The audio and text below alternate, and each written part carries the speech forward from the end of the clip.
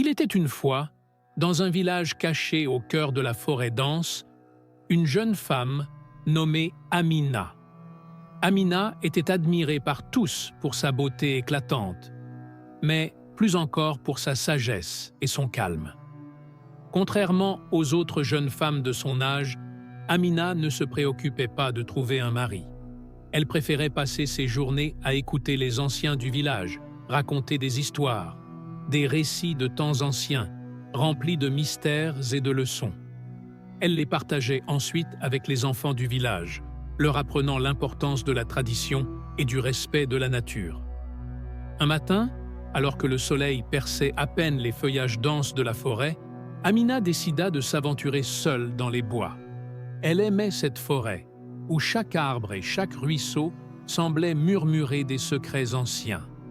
Ce jour-là, quelque chose de particulier attira son attention. Au détour d'un sentier qu'elle connaissait bien, elle aperçut une fleur d'une beauté saisissante, éclatant de couleurs vives, comme si elle captait toute la lumière du soleil. Cette fleur, Amina en était sûre, n'avait jamais poussé ici auparavant.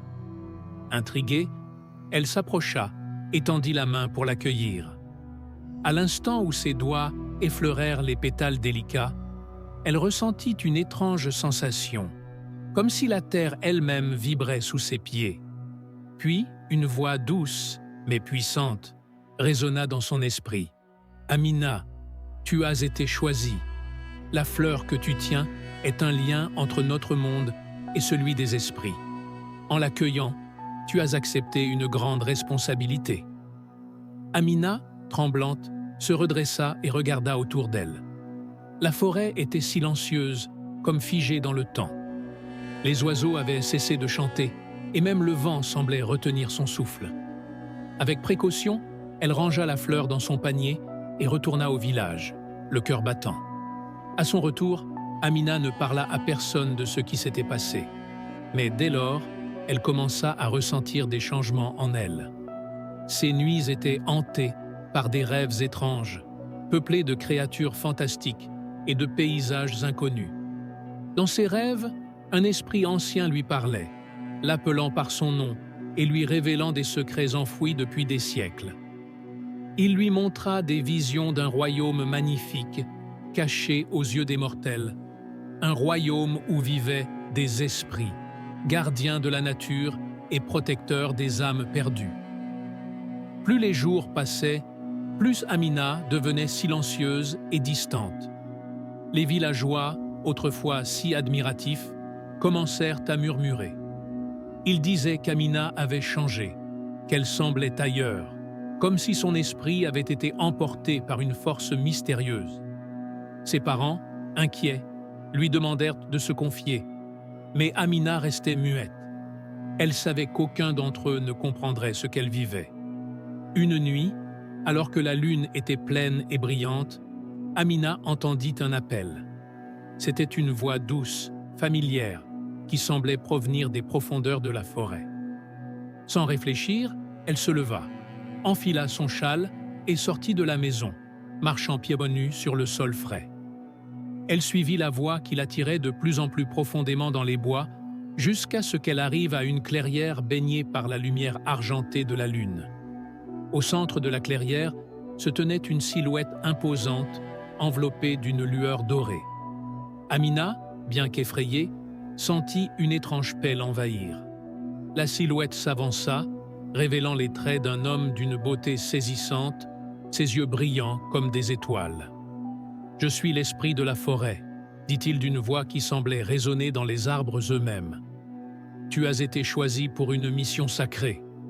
Le portail entre notre monde et celui des mortels est en danger, et toi seul peux le protéger. Mais sache que cette tâche est périlleuse. Des forces maléfiques rôdent, prêtes à tout pour détruire ce lien. » Amina, bien que terrifiée, comprit qu'elle n'avait pas le choix. L'esprit tendit alors une main vers elle, lui offrant une petite amulette sculptée dans le bois et ornée d'or. « Prends ceci, dit-il. C'est un talisman de protection. Il te permettra de me contacter en cas de besoin. » Le lendemain matin, Amina retourna au village, le cœur lourd. Elle tenta de reprendre une vie normale, mais les rêves et les visions ne cessaient de la hanter. Chaque nuit, elle voyait des ombres sombres se glisser entre les arbres, cherchant à briser l'équilibre fragile entre les deux mondes. Les villageois, quant à eux, devinrent de plus en plus méfiants. Ils remarquèrent son comportement étrange, ses longues absences et son regard lointain. Certains disaient qu'elle avait été maudite, d'autres qu'elle était possédée par un esprit. Leurs murmures devinrent bientôt des accusations, et Amina sentit leur hostilité croître. Puis, un jour, un étranger arriva au village.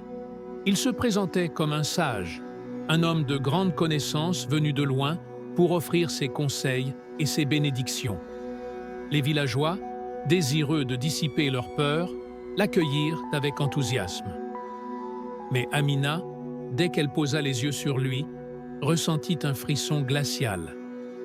Il y avait quelque chose d'étrange chez cet homme, quelque chose de sombre et de malveillant qu'elle ne pouvait ignorer.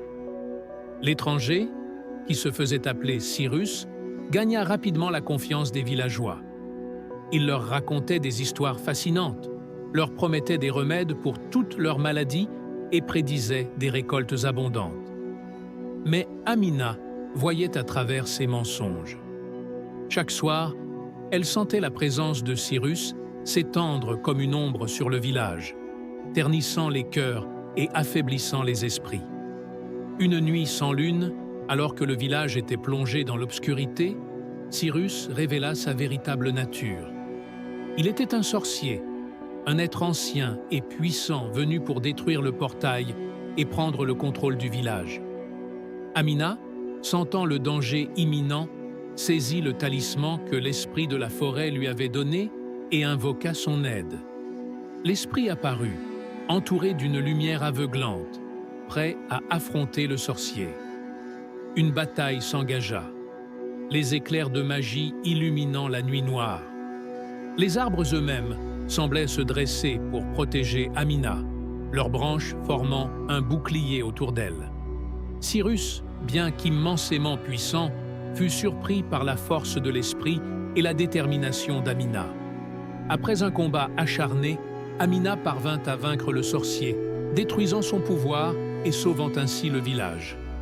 À l'aube, les villageois émergèrent de leur maison, découvrant avec stupeur les traces de la bataille. Les murmures de méfiance envers Amina se transformèrent en acclamations de gratitude.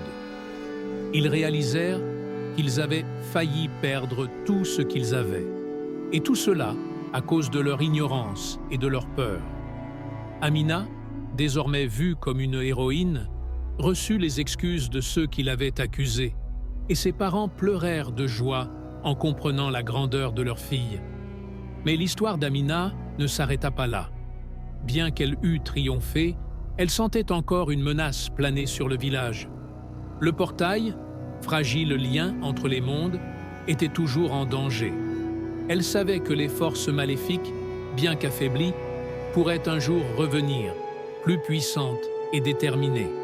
C'est pourquoi, chaque jour, Amina se rendait dans la clairière sacrée, là où elle avait rencontré l'esprit pour la première fois. Elle y méditait, cherchant la force et les conseils nécessaires pour accomplir sa mission. Les villageois, reconnaissants et respectueux, commencèrent à la voir non seulement comme une protectrice, mais aussi comme une guide spirituelle. Ils venaient à la consulter, cherchant ses conseils sur les questions de la vie quotidienne et écoutaient avec attention les histoires qu'elle continuait de raconter. Amina, malgré son fardeau, trouvait du réconfort dans la communauté qu'elle avait aidé à sauver. Un jour, alors qu'elle était en pleine méditation dans la clairière, l'esprit de la forêt apparut de nouveau. Cette fois-ci, il lui parla d'un avenir lointain, d'un temps où son rôle de gardienne serait transmis à une nouvelle génération. Il lui montra des visions d'un village prospère, où ses descendants continueraient son travail, veillant sur le portail et protégeant l'équilibre fragile entre les mondes. « Amina, dit l'esprit avec douceur, ta tâche est grande, mais tu n'es pas seule. Ceux qui viendront après toi porteront le flambeau. Ils se souviendront de toi comme de celle qui a ouvert la voie, celle qui, par son courage et sa détermination, à assurer un avenir sûr pour tous. Amina, les larmes aux yeux, se sentit remplie d'une nouvelle énergie, d'une conviction profonde que, malgré les défis à venir, tout irait bien. Elle remercia l'Esprit pour ses paroles réconfortantes et jura de continuer à protéger le village aussi longtemps qu'elle en aurait la force. Les années passèrent et Amina, fidèle à son rôle, continua de veiller sur le portail. Elle enseigna aux jeunes du village l'importance de leur héritage, leur racontant les histoires du passé pour qu'ils n'oublient jamais d'où ils venaient. Et bien que les ombres menaçantes revinrent parfois, Amina les repoussa toujours, forte de sa foi et de l'amour de son peuple. Le jour où Amina quitta finalement ce monde, le village tout entier se rassembla pour lui rendre hommage. Les anciens racontèrent de son histoire, rappelant à tous la bravoure et la sagesse de celle qui les avait sauvés. Son nom devint une légende, un symbole de force et de résilience. Et même après son départ, les villageois savaient qu'Amina veillait toujours sur eux. Son esprit vivant dans chaque arbre, chaque fleur, chaque souffle de vent.